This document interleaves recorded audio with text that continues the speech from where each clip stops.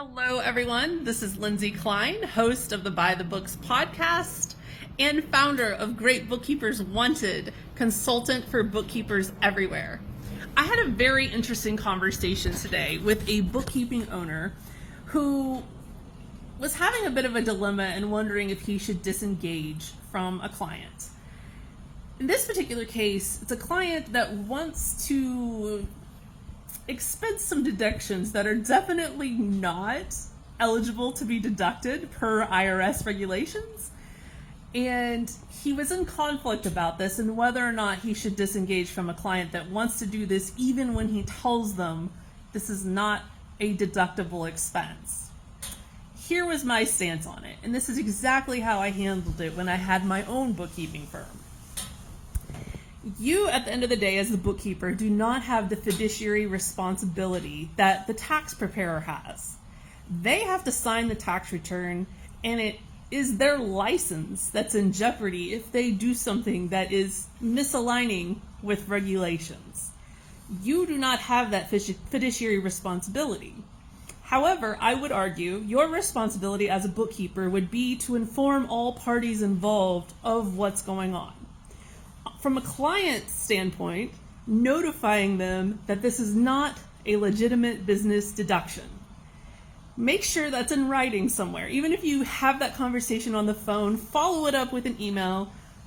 Hey, just wanted to reiterate, this is not a business deduction, but I will put it in office supplies or whatever it is, but I just want to make sure you're aware. Have it in writing. So you've done your duty as it relates to the client.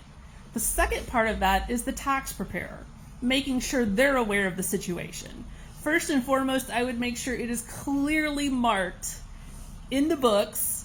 If you have the receipt or any kind of documentation, attach it, make sure it's in the notes, make sure it is clearly and abundantly clear what that expense actually is. So when the CPA or the tax preparer actually gets into it, they can see it.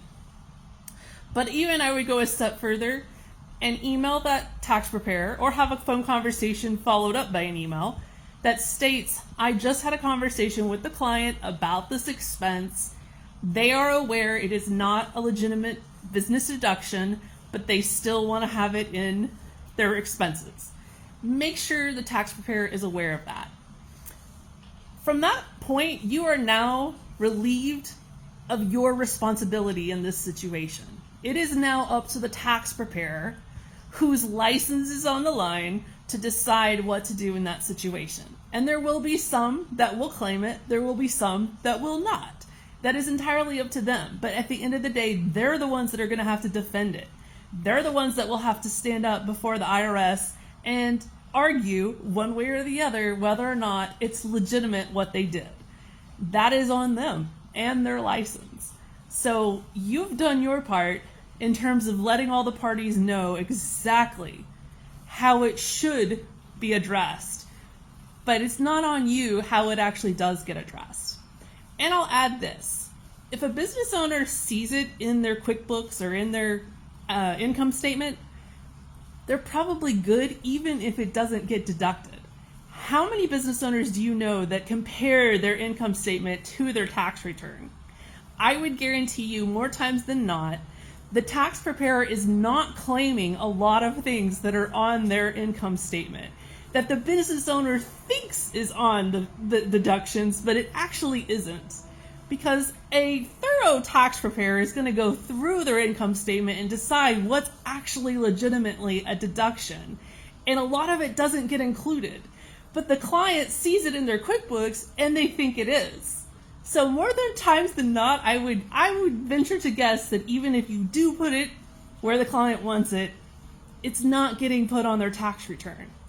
And the client never knows because they don't even know how to compare the tax return to what's in their QuickBooks. So I would not sweat this stuff. It is, at the end of the day, you've done your duty and you can sleep at night.